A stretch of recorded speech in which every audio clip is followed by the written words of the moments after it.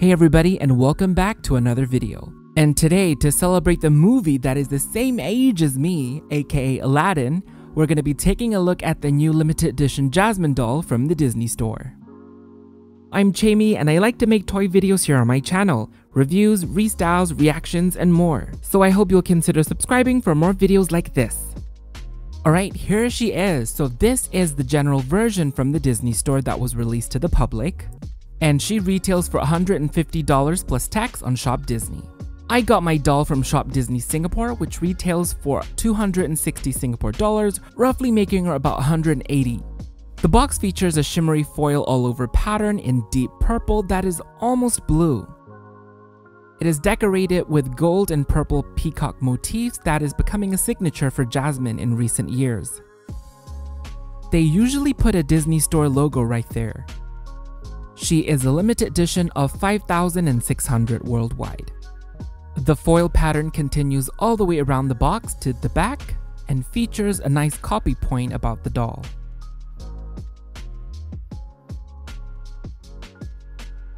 They usually put the movie's name somewhere on the box, but for her it just says Jasmine on the back and even on the top window, but it is in gold foil.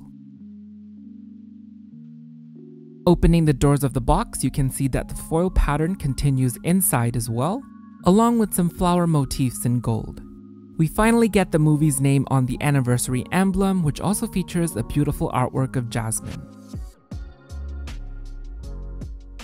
The plastic window also features some gold foil printed flowers. Here is the certificate, and mine is number 4,968 out of 5,600. And her certificate seems to be smaller than Snow White's. And something funny about the doors is that the right side is a little tiny door. Originally, I didn't even think that was the door. I thought it was a part of the box, but it's actually a little tiny door on its own. Now let's plop her out of the box for a better look.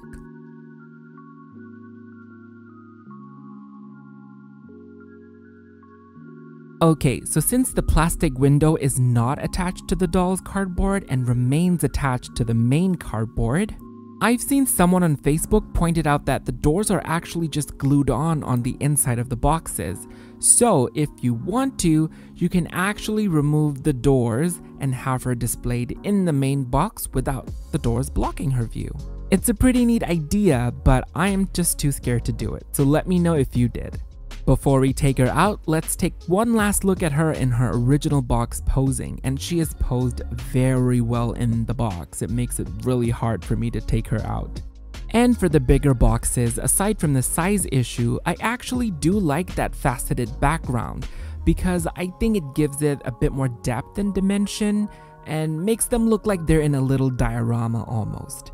I mean, the dolls do look cozy in there. They're just not cozy in my room because I got no space. Now, time to take her out. So Aladdin came out in 1992, which was the year I was born. So every year when Aladdin anniversary comes around, it always reminds me that I am getting older. So it's a funny, bittersweet feeling, but at the end of the day, it is really cool to share a birth year with this fantastic movie. And this year, we're both hitting 30. Appreciating the background of the box, it's a really beautiful image of the night sky of the Agrabah, with the stars, the clouds, the moon, and even the palace. She's out of the box, and first up, let's take in a 360 overview of Jasmine. She is very stunning, and I really love that deep purple color on her. It's almost blue, so it kind of shows off more blue on camera, but in person you can definitely see the purple in it. And she's actually got a really interesting stand, which actually holds her around her hips. They usually give Jasmine waist stands because the saddle stand doesn't quite work with her pants. But this one actually holds her around her hips, and at first I was like, what the heck is this? But thinking about it, it's actually a really clever way to hide the stand because it's actually hidden underneath the dress flaps. And on a more technical level, it actually hides the pole of the stand underneath the dress flap, allowing the dress to flare out freely in the back. So on that note, I really appreciate the stand design. Although it is not very secure because she's kinda wobbly on it when you move her around. Alright, enough talking and let's get into the details, so we'll start off with her face and hair. So this Jasmine features a brand new face sculpt and I love it. I do think she looks more like herself from the movie, and I really love the profile because I always love the nose slope that Jasmine has, and I think it captures that beautifully. The eye shape is also very lovely, and even her ears are cute. For her eye makeup, she got purple and a shimmery silver eyeshadow. I do love the painted strands inside her brows, but her brows are almost on a straight line, similar to how Snow White was painted. She got her rooted eyelashes that are nicely curled, and dark red for her lips. I mean, I suppose it's a burgundy kind of color. I don't know, I'm bad with color. And is it just me, or her eyeshadow actually looks silver and also gold at the same time? It looks like silver on the inner side, but it also looks gold on the wings on the outside, so my eyes are going cray-cray. For her jewelry, she got these really nicely sculpted gold earrings that are metal, and they have a green or a teal gem in the middle, and the detail in the sculpting is really pretty. The same can also be said for her necklace, which is also intricately sculpted in metal, and I just love the details so much, and it's decorated with more teal jewels. For her hair, she got a nice length that is wavy and curly, and it's free flowing, but they are very gelled, and this is like crunchy kind of gelled. It's styled by pulling the front two bits, twisting it, and tying it on the back. But the detail I do appreciate is that they could have just left it flow, but instead they tied it in midpoints there, so it kind of mimics her original iconic hair look. But I'm still kind of waiting for Disney to actually do her parting right. Moving on to her outfit, so first up we got this pretty shawl. So this is really cool because the D23 didn't even have that. So I think she's the only doll out of the three that has something that the D23 didn't. It's a nice flowy chiffon kind of material, it's really pretty, but all these holes leave such gaping holes in her from the packaging T-tab. So Disney, please find a better way to package this type of material. For her top, she has a sweetheart neckline that is lined with gold threads both on the top and also near her midriff. I also like that shoulder pad kind of thingies that also has the same gold trim along them. Her puffy sleeves are the same material as her shawl, and they have elastics at the arms. The gold trim does go all the way back too. For accessories, she got 4 bracelets on this hand, and this big one, I was so shook because it's a tiny gold bracelet with tiny diamonds embedded all over it. Like, I for sure thought they were gonna ditch this for the general version, but I am so grateful that they added it in because I just love it so much. And she got 2 bigger ones on the other side, with one being a unique sculpted one for her. And yes, all of them are metal. And moving down, we got her belt, which is like 2 chains attached to 2 metal brooches on either side of her hips. And I do believe this mold is from the live-action Jasmine doll, if I'm not mistaken. Moving on, we got her pants, so it's her usual baggy Harlem pants that I love. And it has that textured fabric that I don't know what to call, but you know, nothing special about it. It's her usual pants. And it's just stitched at her ankles, so no Velcro, no elastics there.